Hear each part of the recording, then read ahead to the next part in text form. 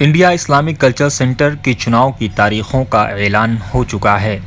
15 نومبر جو نومینیشن کی آخری تاریخ تھی، صدارتی امیدوار کے لیے سابق مرکزی وزیر عارف محمد خان اور سینٹر کے موجودہ صدر سراج الدین قریشی دونوں نے اپنی اپنی پرچہ نامزدگی داخل کر دی ہے۔ 6 جنوری کو ووٹ ڈالے جائیں گے، جبکہ 7 جنوری کو نتائج آنے کی امید ہے۔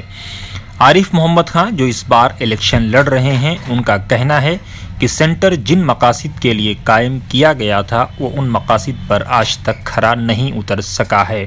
حالانکہ عارف محمد خان اس کے لیے سراج الدین قریشی کو مورد الزام نہیں ٹھہرا رہے ہیں۔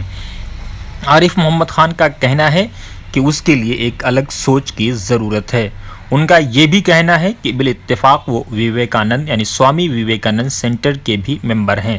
وہ ایک تھنک ٹینک کے طور پر کام کر رہا ہے، جبکہ انڈیا اسلامک کلچر سینٹر ایسا نہیں ہے۔ واضح رہے کہ India Islamic culture centre UPSC امتحانات کی تیاریوں کے لیے بنایا گیا تھا۔ اس کا ایک مقصد تھنک ٹینک کریٹ کرنا اور جبکہ تیسرا اور اہم بنیادی مقصد ہندو مسلم اتحاد کے لیے فضا ہموار کرنا تھا، لیکن سینٹر کو کہیں نہ کہیں دیپاولی ملن تک سمیٹ کر رکھ دیا گیا ہے۔